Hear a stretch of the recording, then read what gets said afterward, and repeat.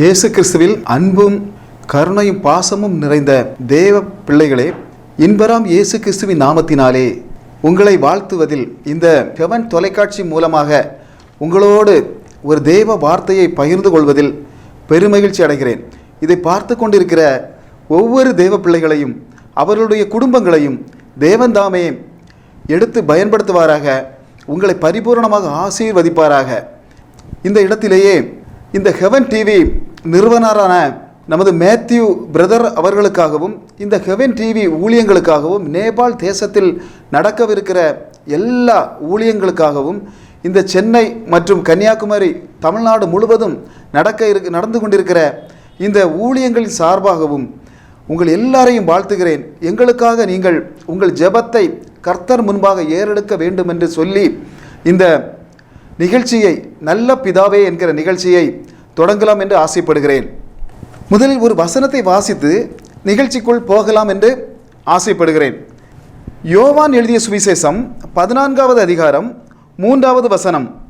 நான் போய் உங்களுக்காக ஒரு ஸ்தலத்தை ஆயத்தம் பண்ணின பின்பு நான் இருக்கிற இடத்திலே நீங்கள் இருக்கும்படி நான் மறுபடியும் வந்து உங்களை என்னிடத்தில் சேர்த்து கொள்வேன். நான் மறுபடியும் வந்து, தேவன் சொல்லுகிறார், நான் மறுபடியும் வருவேன், நான் மறுபடியும் வருவேன் என்று சொன்ன தேவாதி தேவன் இன்று இந்த இடத்திலே நீங்கள் இதை பார்த்து கொண்டு இருக்கிற ஒவ்வொருவருடைய வீடுகளிலும் வந்து நிற்கிறார். இன்று இந்த இடத்திலே ஒருவேளை வேதனையோடு நீங்கள் பார்த்து கொண்டு இருக்கலாம். சகோதரா, எனக்கு வேலை இல்லையே என்று நீ ஏங்கிக் கொண்டிருக்கலாம். அல்லது சகோதரியே, என்னுடைய பிள்ளையின் திருமணம் என்ன ஆகப் போகிறதோ என்று நீ வேதனையோடு இந்த தொலைக்காட்சியை பார்த்து கொண்டிருக்கலாம். இந்த தேவனுடைய வார்த்தையை கேட்டுக்கொண்டிருக்கலாம். தேவன் சொல்லுகிறார், நான் திரும்பி வருவேன் என்று சொன்ன தேவன் இன்று வாக்கு கொடுக்கிறார், நான் வருகிறேன், வந்து சில காரியங்களை உங்கள் வீடுகளில், உங்கள் குடும்பங்களில், உங்கள் தலைமுறைகளில் நான் செய்வேன் என்று வாக்கு கொடுக்கிறார். தெய்வ பிள்ளைகளே, நான் வருகிறேன் என்று சொன்னவர், அதாவது நீங்கள் ஆயத்தமாக இருங்கள், நான் வருவேன் என்று சொல்லிவிட்டு போனவர் ஒரு எம்எல்ஏயோ அல்லது ஒரு எம்பியோ ஒரு மினிஸ்டரோ இல்லை சீஃப் மினிஸ்டரோ அல்ல பிரைம் மினிஸ்டரோ அல்ல. இந்த 3 உலகங்களையும், அதாவது பரலோகம், பாதாளம், பூலோகம், இந்த 3 உலகங்களையும் படைத்த நம்முடைய தேவன் நான் வருவேன் என்று சொல்லி கொண்டு போயிருக்கிறார். அதாவது எத்தனையோ பரிசுத்தவான்கள் இந்த பூமியில் வாழ்ந்ததுண்டு, மரித்ததுண்டு.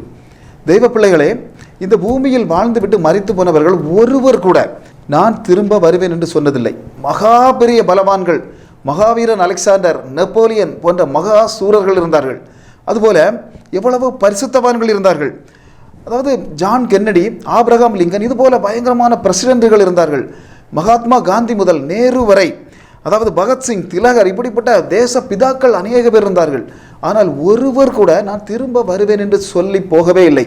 திரும்ப வருவேன் என்று சொன்னவர் நாம் ஆராதிக்கிற, நாங்கள் பிரசங்கிக்கிற இந்த தேவன் மட்டும்தான். தேவ பிள்ளைகளை நான் வருவேன் என்று சொல்லி கொண்டு போயிருக்கிறார். இன்று எல்லாம், அதாவது இந்த இடத்திலே காணப்படுகிறதான மகா பலசாலிகளின் கல்லறைகளும், மகா பரிசுத்தவான்களின் கல்லறைகளும், தேச பிதாக்களின் கல்லறைகளும், எல்லா கல்லறைகளும் அடைந்து கிடக்கும் போது இந்த இடத்திலேயே திறந்து கிடக்கிறது என்று சொன்னால் ஒரே ஒரு கல்லறை தான். அது நான் பிரசங்கிக்கிற இந்த வேதாகமத்தின் நாயகன் நசரேத் ஆசாரி என்கிற இந்த இயேசு கிறிஸ்துவினுடைய கல்லறை மட்டும்தான். இந்த இடத்திலே நீங்கள் தேவனை, நான் வருவேன் என்று சொன்ன தேவனை இந்த இடத்திலே நீங்கள் நம்புவீர்கள் என்று சொன்னால் பரிபூரணமான ஆசீர்வாதங்கள் உங்களுக்குள், உங்கள் தலைமுறைகள், உங்கள் குடும்பத்துக்குள் வந்து சேரும். அதாவது வேலை இல்லாமல் திண்டாடுகிற சில பிள்ளைகளை தேவன் ஆவியிலே சொல்லுகிறார், உங்களுக்கு கூடிய சீக்கிரத்தில் ஒரு நல்ல வேலைகளை நான் வாய்க்க பண்ணுவேன் என்று வாக்கு கொடுக்கிறார். இருதய பலவீனத்திலே பாடுபடுகிற சில சகோதரிகளை பார்த்து தேவன் வாக்கு கொடுக்கிறார், இன்று முதல் உனக்கு ஒரு சுகமான, இதை பார்த்து கொண்டிருக்கும் போதே உன்னுடைய சரீரத்திலிருந்து சில அந்தகார சக்திகளின் வல்லமைகள் வெளியேறுவதை நீங்கள் பார்ப்பீர்கள். அதாவது வெளியில் எழும்பி நடமாட முடியாமல் படுக்கையிலே இருக்கக்கூடிய சில பேரை பார்த்து சொல்கிறார், நான் வருவேன் என்று வாக்கு கொடுத்த தேவன் உங்களை பூரணமாக சுகப்படுத்துவேன். எகிப்தியருக்கு தெரிந்த ரோபத்தில் ஒன்றை கூட உங்கள் மேல் வரப்பண்ணேன் என்று ஆண்டவர் வாக்கு கொடுக்கிறார். தேவ பிள்ளைகளே, இதை பார்த்து கொண்டிருக்கிற ஜனங்கள், நீங்கள் தேவனை பரிபூர்ணமாக நம்புவீர்கள் என்று சொன்னால் இன்று நான் வருவேன் என்று சொல்லி போன தேவன் இன்று சில ஆசீர்வாதங்களை உங்களுக்கு தர போதுமானவராக இருக்கிறார். இந்த நல்ல பிதாவை நிகழ்ச்சியின் மூலமாக நாம் ஏற்கனவே பல விதமான பைபிளின் ரகசியங்களும் மர்மங்களையும் நாம் பார்த்து கொண்டு வருகிறோம். இதிலே 10 காலங்களை நான் வரிசையாக சொல்லி வந்தேன். அதாவது முதல் காலம் முந்தின நித்தியம், இரண்டாவது காலம் பாவம் அறியாமையின் காலம், மூன்றாவது மனசாட்சியின் காலம், நான்காவது நியாயப்பிரமாண காலம், ஐந்தாவது இடைக்காலம், அடுத்தது கிருபை காலம், ஏழாவது உபத்திரவ காலம், எட்டாவது மகா உபத்திரவ காலம், ஒன்பதாவது 1000 வருஷ அரசாட்சி, அடுத்தது பிந்திய நித்தியம். இப்படியான 10 காலங்களை குறித்து நாம் தெளிவாக பார்த்து கொண்டிருக்கிறோம். இதில் முதல் காலம், அதாவது முந்தின நித்தியம், தூதர்களின் காலம், அதாவது தூதர்கள் முந்தின நித்தியம் என்கிறதான காலங்களை பற்றி நாம் ஓரளவு 2 எபிசோடுகளில் நாம் பார்த்தோம். இனி இப்பொழுது பார்க்க போகிறது இரண்டாவது காலம். அது எந்த காலம் என்று சொன்னால் பாவம் அறியாமையின் காலம். தெய்வ மக்களே, பாவம் அறியாமையின் காலம் என்றால் என்ன, அதில் நடந்த சம்பவங்கள் என்ன என்பதை பற்றி தெய்வ மக்களுக்கு தெளிவாக புரிந்திருந்தால் இந்த வேதாகமத்தை பற்றியும், அதாவது பரலோக ராஜ்யத்தை பற்றியும் மற்றவர்களுக்கு சொல்ல முடியும். நீங்களும் மற்றவர்களை பரலோக ராகத்திற்கு தகுதி உள்ளவர்களாக மாற்ற முடியும் தெய்வ பிள்ளைகளை. அதனால் தான் சில காரியங்களை உங்களிடம் சொல்லலாம் என்று ஆசைப்படுகிறேன். இந்த பாவம் அறியாமையின் காலம் என்பது ஆதியாகமம் 2வது அதிகாரம் 7வது வசனம் முதல் ஆதியாகமம் 3வது அதிகாரம் 6வது வசனம் வரையான, அதாவது 19+6 மொத்தம் 25 வசனங்களிலே இடம் பெறக்கூடிய அந்த ஒரு காலம்தான் பாவம் அறியாமையின் காலம். நன்றாக புரிந்து வைத்துக் கொள்ளுங்கள். வெறும் 25 வசனங்களில் வரக்கூடிய இந்த காலம் மட்டும்தான் பாவம் அறியாமையின் காலம். அதாவது ஆதாம் படைக்கப்பட்டு பாவம் செய்வது வரையிலான காலம். அதை தெளிவாக புரிந்து கொள்ள வேண்டும். அதாவது ஆதாம் 930 வருடம் வாழ்ந்தான் என்று நாம் வாசிக்கிறோம். ஆனால் அதில் ஒரு ரகசியம், ஒரு மர்மம் உண்டு. என்னவென்று சொன்னால், ஆதாமின் வயது நாம் இன்று பிறந்தால் நம்முடைய வயது பிறந்த நாள் முதல் கணக்கு கூட்டப்படும். ஆனால் ஆதாமின் வயது அப்படி கூட்டப்படவில்லை. அவன் பாவம் செய்து வரை எத்தனை வருடங்கள், எத்தனை 100 வருடங்கள், எத்தனை 1000 வருடங்கள் உயிரோடு இருந்தான் என்பது தெரியாது. ஆனால் அவன் என்று பாவம் செய்கிறானோ அன்று முதல் அவனுடைய வயது கணக்கிடப்படுகிறது. அதாவது அதற்கு பிறகுதான் இந்த வேதாகமத்திலே 930 வருஷம் இந்த ஆதாமானவன் உயிரோடு இருந்தான் என்று சொல்லப்படுகிறது. அப்போ அதாவது அவனுடைய பாவத்தின் நாள், பாவம் செய்கிற நாள் வரை உள்ள காலம் மட்டும்தான் இந்த பாவம் அறியாமையின் காலம். அதற்கு பிறகு பாவத்தை இவன் அறிந்து விட்டான் பாவம் செய்த போது. அது அடுத்த காலத்தை பற்றி நாம் பார்க்கலாம். இதில் 2, அதாவது ஒரு கட்டளையும் ஒரு பிரமாணமும் கொடுக்கப்பட்டிருந்தது இவர்களுக்கு. அதாவது கட்டளை என்னவென்று சொன்னால், ஆதியாகமம் 2ஆம் அதிகாரம் 17வது வசனத்தை எடுத்து பார்த்தால், ஆனாலும் நன்மை தீமை அறியத்தக்க விருட்சத்தின் கனியை புசிக்க வேண்டாம், அதை நீ புசிக்கும் நாளிலே சாகவை சாவா என்று கட்டளையிட்டார். அதாவது ஒரு பிரமாணம். அதுபோல ஒரு பிரமாணமும் கொடுக்கப்படுகிறது. அடுத்த வசனத்திலே கொடுக்கப்படுகிறது, பின்பு தேவனாகிய கர்த்தர் மனுஷன் தனிமையாக இருப்பது நல்லதல்ல என்று ஏற்ற துணையை அவளுக்கு உருவாக்குவேன் என்றார். அதாவது பிரமாணத்தின்படி ஒரு துணையையும் அவருக்கு கொடுக்கிறார். 2 விஷயங்கள் அங்கு நடக்கிறது. ஆனால் பாருங்கள், ஆதியாகமம் 3வது அதிகாரம் 8வது வசனத்திலேயே பகலில் குளிர்ச்சியான நேரங்களில் என்றும் வந்து கொண்டிருக்கிற ஒரு தேவனிடம், அதாவது அவருடைய பேச்சை நம்பாமல் எப்போதாவது வருகிற ஒரு சாத்தானுடைய பேச்சை இவர்கள் நம்பினார்கள். அதாவது பாருங்கள், ஒரு சகோதரி, இந்த சகோதரிக்கு கதையை பார்த்தால் ரொம்ப ஆச்சரியமாக இருக்கும். பாருங்கள், எப்போதும் இந்த தேவன் வந்து கொண்டிருந்தார். அதாவது குளிர் வெயில் ஆறக்கூடிய நேரங்களில் எப்போதும் வருவதாக இந்த வேதாகமம் சொல்கிறது. அவரிடம் ஒரு ஐடியா கூட கேட்காமல் எப்போதாவது வருகிற ஒரு பிசாசு சாத்தான் என்கிறவன் ஒரு ஐடியாவை இவள் கேட்டதால் தான் இந்த முழு உலகமும் இன்று பாவத்திற்குள்ளாக ஆகி போனது. சாகவே சாவீர்கள் என்று தேவன் சொன்னதை நம்பாமல் வாழவே வாழ்வீர்கள் என்று இந்த பிசாசு சொன்னதை இவர்கள் நம்பினார்கள். தெய்வ பிள்ளைகளை, இன்று நீங்கள் வாழவே வாழ்வீர்கள் என்று சொன்னால், வாழவே வாழ்வீர்கள், நீங்கள் வாருங்கள், எங்கள் சபைக்கு வாருங்கள் என்று சொன்னால் அந்த இடங்களில் எல்லாம் கூட்டம் நிரம்பி வழிவதை நாம் பார்க்கிறோம். ஆனால் உண்மையிலேயே தேவன் தண்டிப்பார், மரணம் நிச்சயம், உனக்கு நியாய தீர்ப்பு உண்டு, இப்படி ஏதாவது சபைகளிலேயே போதிப்பார்கள் என்று சொன்னால் அங்கு கூட்டம் குறைவு, ஜனங்கள் போக மாட்டார்கள். ஏனென்று சொன்னால் பாருங்கள், இன்று உண்மையான பிரசங்கத்திற்கோ தேவனுடைய வார்த்தைகளுக்கோ மதிப்பு குறைந்து விட்டது. ஒவ்வொரு இடங்களிலும் பார்த்தால் நடனம், டான்ஸ், இந்த மாதிரியான, அதாவது ஆலயத்திற்குள் 100 வருடம் 50 வருடங்களுக்கு முன்பாக உள்ள பிரசங்கிமார்கள் ஒரு கெஸ்ட் ஸ்பீக்கர் ஆலயத்தில் வந்தால் முதலில் பாவத்தை குறித்து பேசுவார்கள். அதற்கு அடுத்தபடியாக பரலோகத்தை பற்றி பேசுவார்கள், பரலோகத்திற்கு போவது எப்படி என்று பேசுவார்கள். இப்படி சொல்லி ஆசீர்வாதங்களை சொல்லி முடிப்பார்கள். ஆனால் இன்று பாருங்கள், டான்ஸ் எப்படி ஆடுவது, குத்தாட்டம் எப்படி போடுவது, எப்படி, அதாவது முப்பாட்டன்மார்கள் விட்டு வேண்டாம் என்று தொலைத்த எல்லா காரியங்களும் இன்று சபைகளுக்குள் வந்துவிட்டன. அதுபோல் பாருங்கள், தேவன் வேண்டாம் என்று சொல்லுகிறார். இந்த ஏவாளானவள் அந்த பழத்தை எடுத்து தானும் தின்றதும் அல்லாமல் அந்த கணவனுக்கு கொண்டு கொடுக்கிறாள். பாருங்கள் தெய்வ பிள்ளைகளே, ஆனால் அவளை ஒரு விதத்தில் சம்மதிக்க வேண்டும். இன்றைய நம்முடைய சகோதரிமார் என்றால் நிச்சயமாக அந்த பழத்தை கொண்டு கணவனிடம் கொடுக்க மாட்டார்கள், மொத்தத்தையும் சாப்பிட்டு அவர்களுக்கு அந்த மொத்த பாவத்தையும் இவர்களே ஏற்றிருப்பார்கள். ஆனால் பாருங்கள், அந்த ஏவாள் என்று சொல்லப்பட்டிருக்கிறதான அந்த முதல் பெண் வந்து கண்டிப்பாக கணவனுக்கு கொடுத்திருக்கிறாள். அப்போ பாருங்கள், இந்த ஒரு பழத்தை சாப்பிட்டதால் தான் உங்களுக்கு இவ்வளவு பெரிய தண்டனையா? உங்களது தேவன் அவ்வளவு இரக்கமில்லாதவரா? இப்படிப்பட்ட கேள்விகள். இந்த ஒரு நாத்திக நண்பன் இந்த கேள்வியை என்னிடம் எழுப்பினான். அதாவது, ஒரு பழத்தை சாப்பிட்டதால் தான் இந்த உலகத்திற்கு இந்த கேடு வந்ததா? ஒரு பழம், ஒரு ஆப்பிள் பழம் உங்க தேவனுக்கு கிடைக்காதா? தேவ பிள்ளைகளே, அதாவது இவர்கள் சொல்லுவதை பார்த்தால் பாருங்கள், அதாவது ஒரு பழம் தேவனுக்கு கிடைக்காது என்பதால் அல்ல இதன் பிரச்சனை. அது என்னவென்று சொன்னால், ஒரு இடத்தில் ஒரு வாய்க்கா வரப்பு பிரச்சனை ஆரம்பித்து விட்டது. என்னவென்று சொன்னால், இந்த இடம் எனக்கு சொந்தம் என்று 2 குடும்பத்தார் பிரச்சனை நடக்கிறது. அதில் பிரச்சனை நடந்து நேராக கோர்ட்டுக்கு, போலீஸ் ஸ்டேஷன் போய் கோர்ட்டுக்கு கேஸ் போய்விட்டது.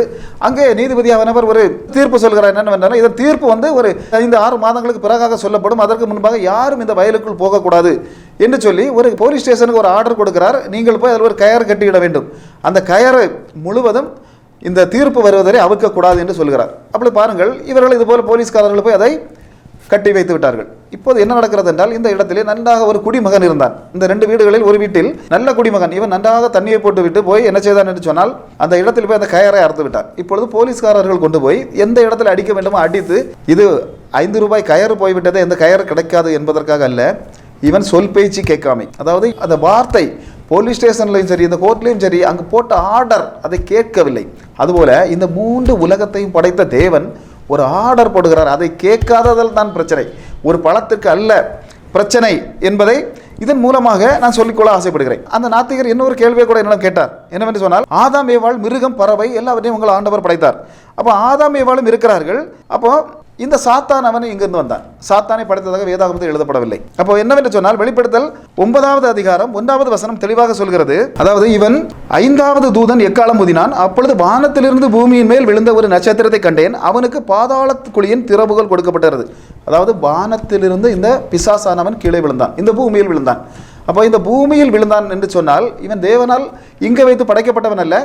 அதாவது, ஆதாம் ஏவாள், இந்த மிருக ஜாதிகள் எல்லாமே, பறவைகள் எல்லாமே தேவனால் இங்கு படைக்கப்பட்டவைகள். ஆனால் இந்த சாத்தானானவன் பரலோகத்தில் இருந்தவன் அங்கிருந்து வந்து கீழே விழுந்தான். இவனுக்குத்தான் இந்த பாதாள குழியின் திறவுகள் எல்லாம் கொடுக்கப்படுகிறது. பாருங்கள், ஏசாயா 14ஆம் அதிகாரம் 16வது வசனம் அது சொல்கிறது, உன்னை காண்கிறவர்கள் உன்னை உற்று பார்த்து உன்னை குறித்து சிந்தித்து, இவன் தானா பூமியை தத்தளிக்கவும் ராஜ்யங்களை அதிரவும் பண்ணினார்கள். இவன் மேல் அதை குற்றம் கண்டபோது லூசிபர், இந்த லூசிபரை பூமியில் விழுவதற்காக விழ தள்ளினார் என்று வசனங்கள் சொல்கிறேன். நான் முந்தின எபிசோடுகளிலே தெளிவாக சொன்னேன்.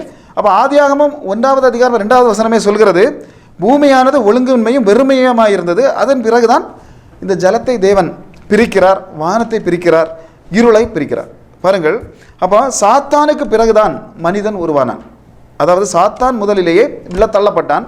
அதற்கு பிறகு அந்த மனிதனானவன் படைக்கப்படுகிறான். பாருங்கள், அதாவது இந்த உலகத்திற்கு இவன் விழுந்த பிறகு இந்த உலகத்திற்கு அதிபதியாக இவன் தான் மாறுகிறான், இந்த சாத்தான். அதனால தான் இயேசு கிறிஸ்து கூட அடிக்கடி சொல்லுவார், உலகத்தின் அதிபதி வருகிறான் என்று. பாருங்கள், இவனும் லூக்கா 4வது அதிகாரம் 6வது வசனத்திலே, இவைகள் எல்லாவற்றிலும் மேலுள்ள அதிகாரத்தையும் இவைகளின் மகிமையையும் உமக்கு தருவேன், இவைகள் எனக்கு ஒப்புக் கொடுக்கப்பட்டிருக்கிறது, எனக்கு இஷ்டமானவனும் இவைகளை கொடுக்கிறேன் என்று சொல்கிறான். அதாவது, உலகத்தை படைத்த தேவனிடம் இவன் சொல்கிறான், இந்த உலகம் முழுவதும் எனக்கு கொடுக்கப்பட்டிருக்கிறது. அப்படியானால் அவன் விழு தள்ளப்பட்ட போதே இவனுடைய கைகளில். அதனால்தான் தேவன் யோவான் 14ஆம் அதிகாரம் 30வது வசனத்திலும் இந்த உலகத்தின் அதிபதி வருகிறான் அப்படியாக சொல்கிறார். இந்த உலகத்தின் அதிபதி எப்போது தள்ளப்படுவான், இந்த உலகத்திலிருந்து மாற்றப்படுவான் என்று யோவான் 12ஆம் அதிகாரம் 31வது வசனம் தெளிவாக சொல்கிறது. இப்பொழுதே இந்த உலகத்திற்கு நியாய தீர்ப்பு உண்டாகிறது, இப்பொழுது இந்த உலகத்தின் அதிபதி புறம்பாக தள்ளப்படுவான். அதாவது, அந்த கடைசி காலங்களில் தான் இந்த உலகத்தின் அதிபதியானவன் புறம்பாக தள்ளப்படுவான் என்று சொல்கிறது. அப்படியானால் தேவ பிள்ளைகளே, இந்த தேவ விருட்சம், அந்த மனிதர் வேற ஒரு கேள்வியை கூட கேட்டார், இந்த தேவ விருட்சத்தை தேவன், உங்களுடைய தேவன் ஏன் இந்த பூமியில் நட்டார்? இது நட்டதால் தானே பிரச்சனை. அப்போ என்னவென்று சொன்னால், இந்த ஜீவ விருட்சம் என்பது மனிதன் சாப்பிடக்கூடாதது அல்ல, மனிதன் சாப்பிடுவதற்காகத்தான் இதை படைத்தார். அது இப்பொழுதும் பரலோக ராஜ்யத்தில் ஜீவ விருட்சமானது இருக்கிறது என்று சொல்கிறார் தேவன். அதாவது, ஆதியாகமம் 2வது அதிகாரம் 29வது வசனத்திலே, தோட்டத்தின் நடுவில் முளைக்க பண்ணினார் என்று சொல்லுகிறது வசனம். அதாவது, தோட்டத்தின் நடுவிலே இந்த ஜீவ விருட்சத்தை தேவன் தான் முளைக்க பண்ணுகிறார்.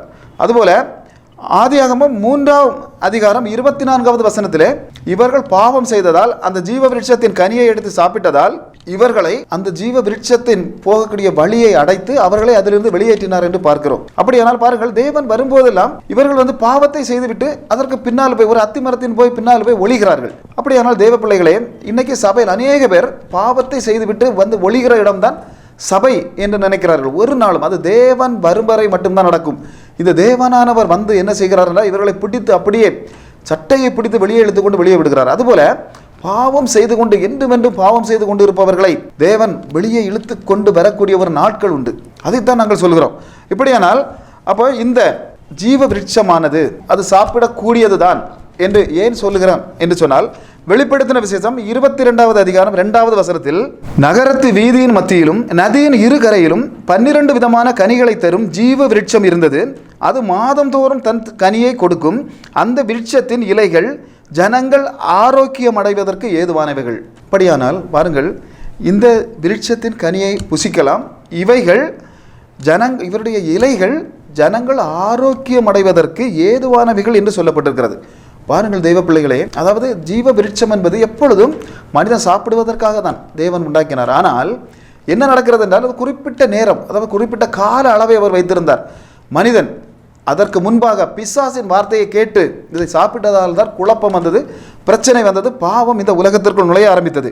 பாருங்கள், அதுவரைக்கும் மரணம் என்பதே இல்லை. மரணம் என்பது பாருங்கள் எப்பொழுது வருகிறது, இந்த பூமிக்குள் வந்து சேருகிறது என்று சொன்னால், தெய்வ பிள்ளைகளே, இவன் எப்பொழுது இந்த பழத்தை பார்த்து இவர்கள் சாப்பிடுகிறார்களோ இதற்கு பிறகு பாருங்கள், காயின் சொந்த தம்பியாகிய ஆபேலை கொலை செய்கிறான். இதுவரைக்கும் இந்த கொலை என்றால் என்ன, சாவு என்றால் என்ன என்பதை இந்த உலகம் அதுவரை அறிந்திருக்கவில்லை தெய்வ ஜனங்களே. ஆனால் பாருங்கள், இப்பொழுது தம்பி மரித்து கிடக்கிறான். இவனை அடக்கம் பண்ண வேண்டுமா, எரிக்க வேண்டுமா, குளித்து மூட வேண்டுமா, எதுவுமே இவனுக்கு தெரியவில்லை. யாருக்குமே தெரியாது. அவனை என்ன செய்தார்கள் இன்னும் தெரியாது. இப்படியாக மரணம் இந்த உலகத்திற்குள்ளேயே வர ஆரம்பித்தது. தேவஜனமே, இன்று என்ன சொல்கிறோம் என்றால், பாவம் தேவன் அவர் விரும்பியதை அவருக்கு செய்ய அவருக்கு அதிகாரம் உண்டு. அவர் இந்த நாட்களில் இதை செய்யக்கூடாது என்று சொல்லும்போது, இல்லை அது எனக்கு தெரியும், நான் அப்படியாக செய்துதான் ஆவேன் என்று நாம் சொல்லுவோமே, ஆனால் உண்மையிலேயே தேவன் அதை இந்த ஜனங்களுக்கு எதிராக நிற்கிறார். தேவனுடைய திட்டங்கள் நமக்கு என்ன தெரியும் என்று சொன்னால், இந்த தலைமுறைகள் தெரியும், ஒருவேளை அடுத்த தலைமுறைகள் தெரியும். தேவனுக்கு அப்படி அல்ல. இதற்கு முன்பு இருந்த தலைமுறைகள் தெரியும், இப்பொழுது இருக்கிற தலைமுறைகள் தெரியும், இதற்கு பின்னால் வரப்போகிற தலைமுறைகளை பற்றி தெரியும். அதனால்தான் எல்லா தலைமுறைகளையும் ஆயிரம் ஆண்டுகள் உள்ள தலைமுறைகளையும் சேர்த்து கணக்குக்கூடியதான் நம்முடைய தேவானவர் சில திட்டங்களை, சில சட்டங்களை சொல்கிறார். ஆனால் அது நாம் வாழ்ந்துற காலத்தில் நம்மை பற்றி மட்டும் நமக்கு தெரிந்திருப்பதனால், நமது பிள்ளைகளை பற்றி மட்டும் நமக்கு தெரிந்திருப்பதனால், நாம ஒரு முடிவுக்கு வந்து தேவன் செய்யக்கூடிய சில திட்டங்களை நாம் அதை ஏற்றுக்கொள்ள மனமில்லாதவர்களாக இருக்கிறோம். ஆனால் தேவன் இன்று சொல்லுகிறார், இதை பார்த்து கொண்டிருக்கிற தேவஜனமே, நான் சொல்லுகிற திட்டம் நீ ஏற்றுக்கொள்வாயானால், இன்று இந்த இடத்திலே பார்த்து கொண்டிருக்கிற தேவஜனமே, நான் உன்னை முழுவதுமாக விடுதலை செய்வேன், நான் உன்னை விடுதலையாக்குவேன். தேவன் வாக்கு கொடுக்கிறார்.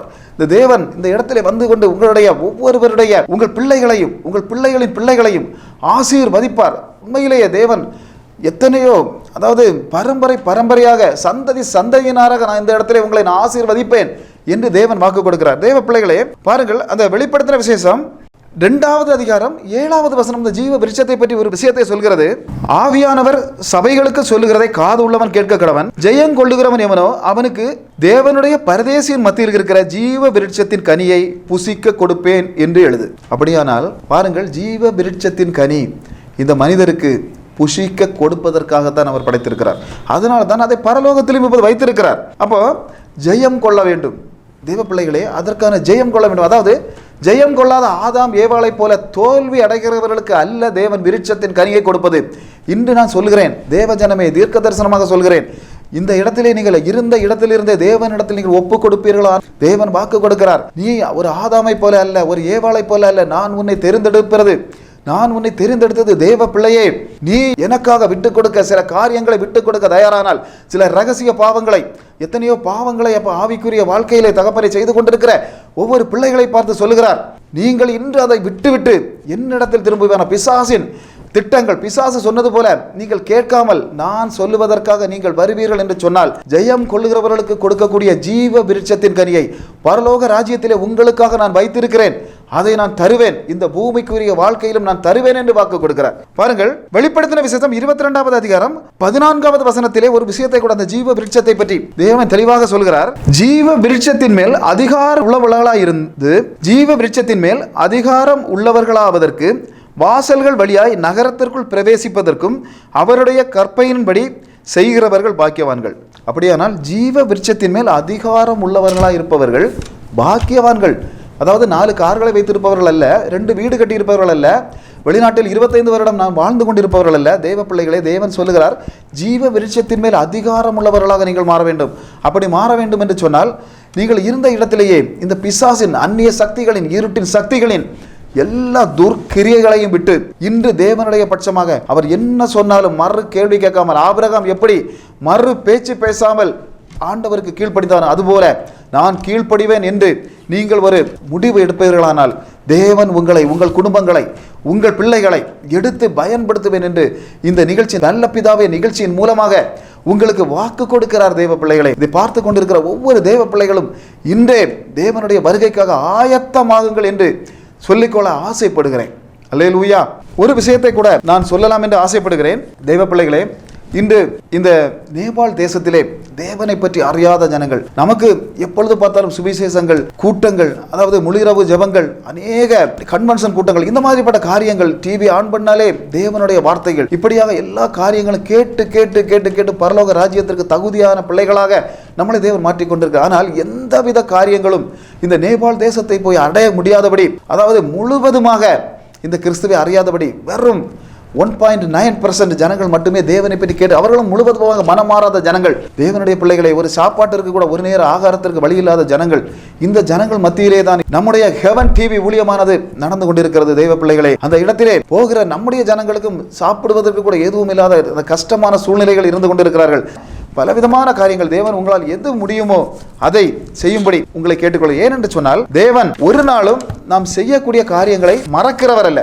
இன்று நாம் சொல்லக்கூடிய காரியங்களை நாளை மறந்து விடுவோம். ஆனால் நூற்றாண்டுகள் ஆனாலும் 1000 ஆண்டுகள் ஆனாலும் நாம் செய்யக்கூடிய எந்த காரியங்களையும், தேவனுக்காக செய்யக்கூடிய காரியங்களை நம்முடைய தேவன், தேவ பிள்ளைகளே, ஒரு நாளும் மறப்பவர் அல்ல என்பதை நான் இதன் மூலமாக தெரியப்படுத்திக் கொள்கிறேன். எப்படி என்று சொன்னால் பாருங்கள், நம்முடைய, அதாவது சிலுவையில் நம்முடைய தேவனானவர் சிலுவையில் தொங்கிக் கொண்டிருக்கிறார். தொங்கிக் கொண்டிருக்கும் போது பாருங்க, அவர் யோசிக்கிறார்.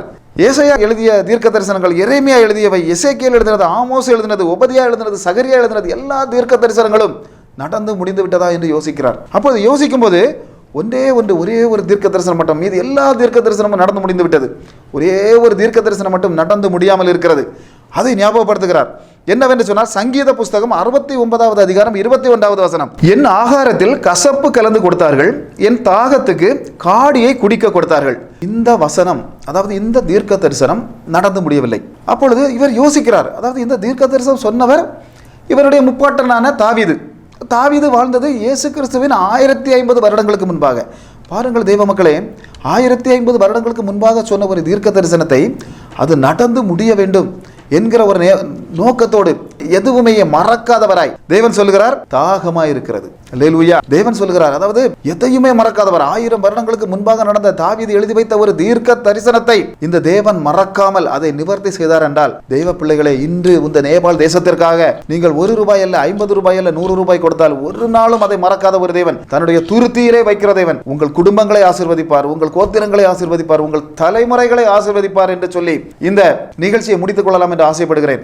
எல்லாவரும் இருந்த வண்ணமாக ஒரு முறை கூட கண்களை மூடுவோம். பரிசுத்தமும் மகா கிருபையும் உள்ள நல்ல ஆண்டவரே, உம்மை நோக்கி கெஞ்சுகிறோம் தகப்பனே. இந்த நாளிலே தகப்பனே, இந்த வார்த்தைகளை தெய்வ பிள்ளைகளோடு பகிர்ந்து கொள்ள நீர் தந்த கிருபைக்காக நன்றி செலுத்துகிறோம் ராஜா. தகப்பனே அப்பா, இந்த நாளிலே தகப்பனே அப்பா, எத்தனையோ பேர் இல்லை தகப்பனே அப்பா, ஸ்தோத்திரம். கொரோனா காலங்களில் மட்டும் 1.5 கோடி ஜனங்கள் இந்த தேவனை, இந்த உலகத்தை விட்டு மாற்றப்பட்ட போது தகப்பனே அப்பா, எங்களை எடுத்து வழி நடத்துகிறீரே, பாதுகாக்கிறீரே அப்பா, தேவ தூதர்கள் மூலம் தாங்குகிறீரே தகப்பனே. தொலைக்காட்சியின் மூலமாக உமது வார்த்தைகளை கேட்க நீர் கிருபை தருகிறீரே தகப்பனே. இந்த இடத்திலே பார்த்து கொண்டிருக்கிற ஒவ்வொரு பிள்ளைகளையும், எத்தனையோ நாடுகளில் இருந்து பார்க்கிறார்கள் தகப்பனே.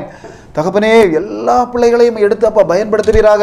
ஒவ்வொரு பிள்ளைகளுக்கும் ஞான நன்மைகளை நீர் கொடுக்கும்படியாக துதிக்கிறோம் தகப்பனே. அப்போ அநேக பேருக்கு இந்த செய்திகள் போய் சேரவும் தகப்பனே, அதன் மூலமாக அநேக பேர் ரட்சிக்கப்படவும் தகப்பனே, நீரை கிருபை பாராட்டும்படியாக துதிக்கிறோம் தகப்பனே. அப்பா, நாங்கள் பேசுகிற வசனங்கள் ஒவ்வொன்றும் ஒவ்வொருவருடைய செவிலும் தகப்பனே அப்பா, ஆணிப்பா இந்த கரத்தின் வல்லமையால் இறங்கும்படியாக, உமது ரத்தத்தின் வல்லமை இறங்கும்படியாக துதிக்கிறோம் தகப்பனே. அப்பா, நீரே ஆசீர்வதிப்பீராக, இவர்கள் குடும்பங்களை ஆசீர்வதிப்பீராக, கோத்திரங்களை ஆசீர்வதிப்பீராக, தலைமுறைகளை ஆசீர்வதிப்பீராக. இயேசு கிறிஸ்துவின் நாமத்தினாலே ஜெபிக்கிறோம் ஜீவனுள்ள நல்ல பிதாவே, ஆமென். காலை முதல் அந்தி மாலை வரை கருத்தாய் ஜெபித்திடுவோம்.